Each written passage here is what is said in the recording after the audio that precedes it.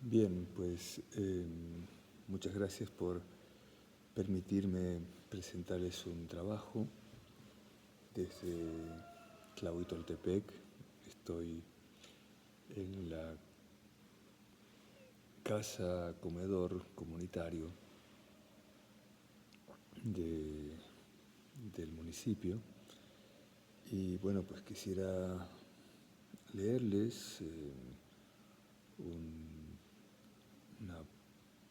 un texto que escribí a propósito de nuestro encuentro anual del Departamento de Educación y Comunicación. Se trata de un hallazgo modular, un parteaguas de los estudios de las infancias. Este es un informe más de un trimestre, uno dedicado a las infancias, las que fueron descubiertas, según algunos autores, en la época de la Revolución Industrial, siglo XVIII. Sin embargo, Marcel Schwab nos relata en su Cruzada de los Niños, siglo XII, la marcha de unos 7.000 niños por los caminos, veredas y campiña de la Europa central, avanzar alegres y entusiastas en la última de las cruzadas para llegar a recuperar el manto sagrado del profeta, y que podrían cruzar las aguas del Mediterráneo una vez abiertas por su blanca fe.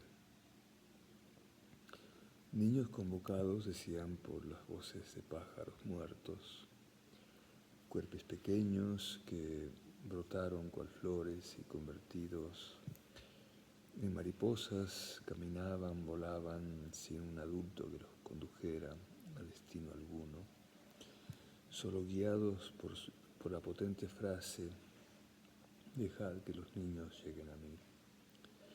Uno de ellos se encuentra con un leproso que le salta en el camino sin lograr espantarlo, y tampoco se asusta al dejar que le acaricie la mejilla, y le confiesa que va al encuentro de un hombre vestido de blanco como él. Sorprendido ante tan sabia ignorancia del peligro que él creía representar, se despide y le augura la mejor de las suertes. Y así cada uno de los breves relatos muestran esa potencia sabia, la de los niños, claro. El final es desolador, muy semejante a lo que dice Diego Rivera al hablar de la formación de los artistas. Volveremos a este desenlace más adelante. Regresemos a la invención de los niños, de las niñas, y a su domesticación pedagógica inmediata, posterior.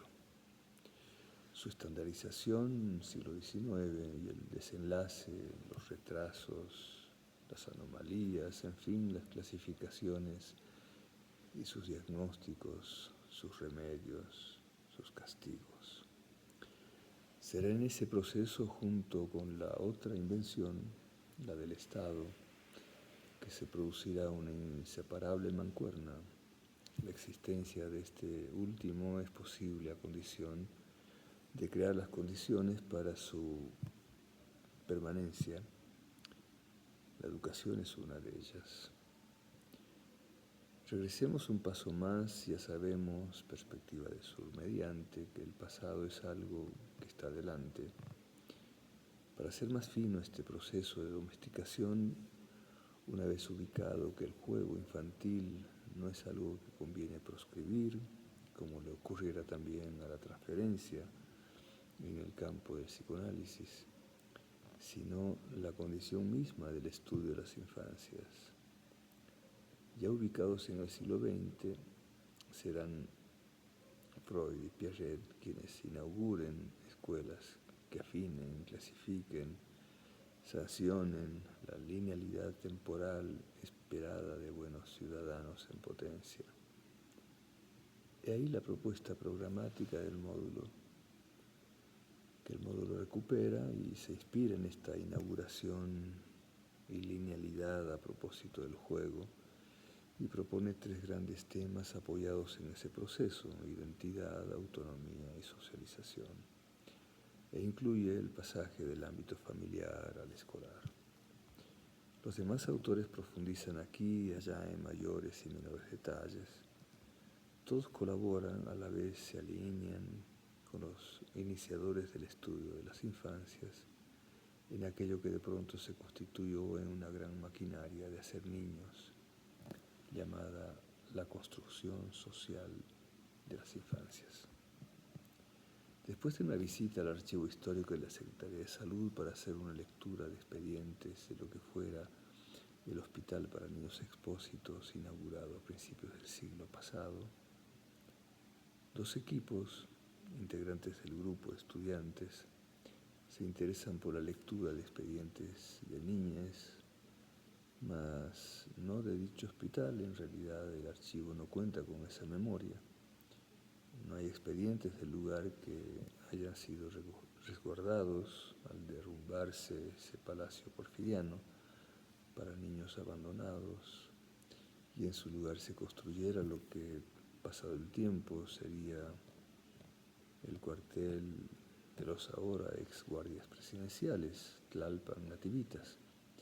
De ese establecimiento no quedó más que una colección fotográfica hecha por el padre Frida Kahlo antes de la inauguración y que se repartiera a los invitados a la misma. Entre los expedientes que sí hay, y dibujan y describen niñez, son los del antiguo manicomio general, otro palacio, el de la locura. Podemos destacar ahora 2 de los varios que fueron leídos. Uno es el de la niña Maguey.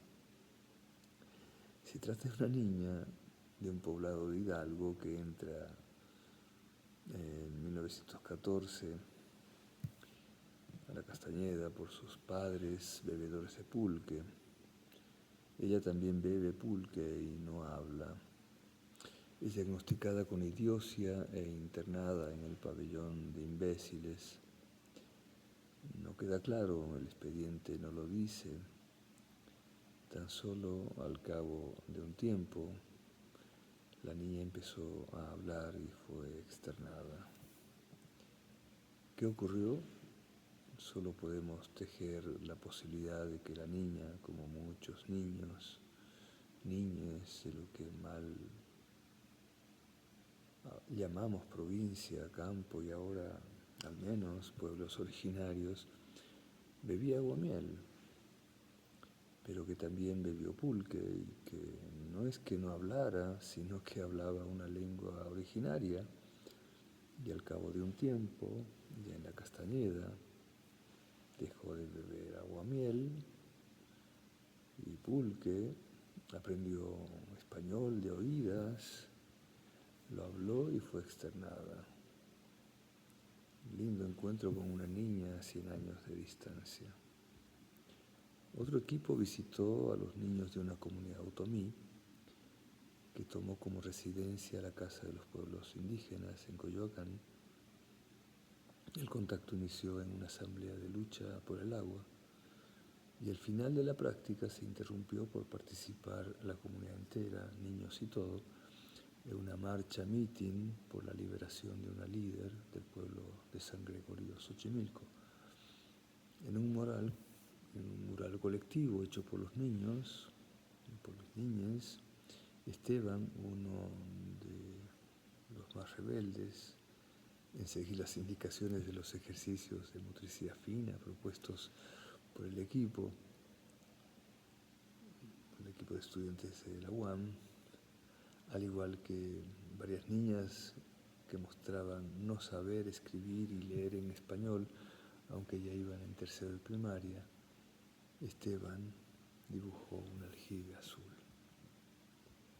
Otro equipo que se interesó por los expedientes de la Castañeda encontró una foto en un recorte del periódico Excelsior, inscrita en el expediente, citado el recorte en el expediente, que muestra a una niña amarrada en un árbol en la época en la que Matilde Rodríguez Cabo iniciara con una escuela a la que nunca admitió a Chuchita, una niña que llegó del hospital para niños expósitos a los 4 años y fue diagnosticada con idiocia en 2º grado e internada, al igual que la niña Maguey, en el pabellón de imbéciles.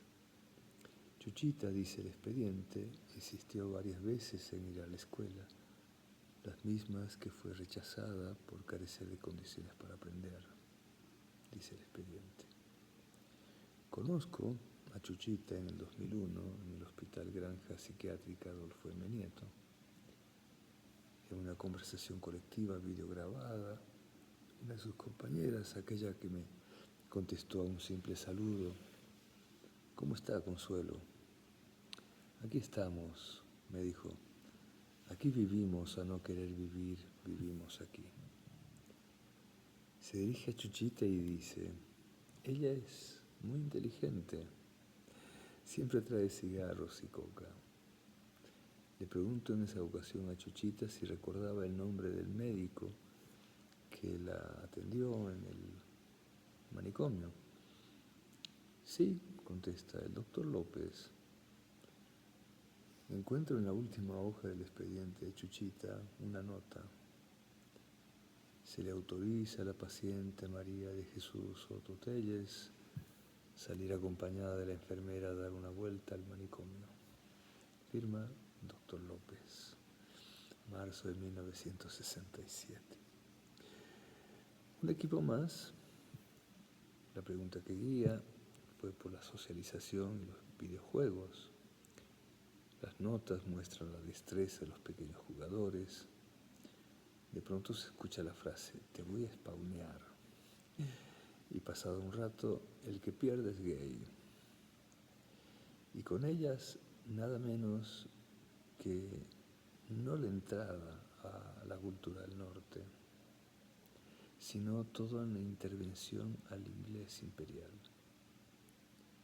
Y una referencia aparentemente a una discriminación sexogenérica, aunque en el contexto del juego no es sino la ubicación de lo que una feminista maya, Lorena Cabnal, llama cuerpos plurales, o bien lo que el no tan leído Freud hace 120 años, y el ahora supuestamente leído, descubriera y aún sigue en el oscurantismo de una científica domesticación, la sexualidad infantil polimorfa. De pronto nos preguntamos, ¿de qué se trata la mentada construcción social de las infancias? Cada equipo, incluso quienes se encontraron con la niña Maguey, a quien le dedicaron un poema en la parte final del trabajo, o con la niña amarrada a un árbol cuando se inaugura una escuela, ambas en la época de la Castañeda. Cada equipo, todos los equipos, entraron y cada integrante de los equipos entraron en el territorio de las niñas, es decir, los vieron, se vieron, los sintieron, leyeron sus historias hechas de viva voz, se encontraron con la materialidad vibrante de sus cuerpos y se dieron cuenta que la tal construcción deviene de autores de otros contextos, y aunque citen a autores contemporáneos nacionales, en ellos ya está instalada aquella construcción a la cual validan a ojos cerrados. Los niños de los que hablan parecían ser universales, vivir en la misma situación corporal, el mismo color de piel, en la misma cultura, como si cada región, cada pueblo, cada antigua y siempre actual civilización no produjese cultura, a pesar de su aplastamiento, a pesar de su saqueo, a pesar de los epistemicidios, como si la naturaleza tampoco produjera cultura. Y así convendría entonces hablar de culturas, como si la situación económica fuese la misma, como si los territorios fuesen los mismos. No se trata solo del respeto a las niñas,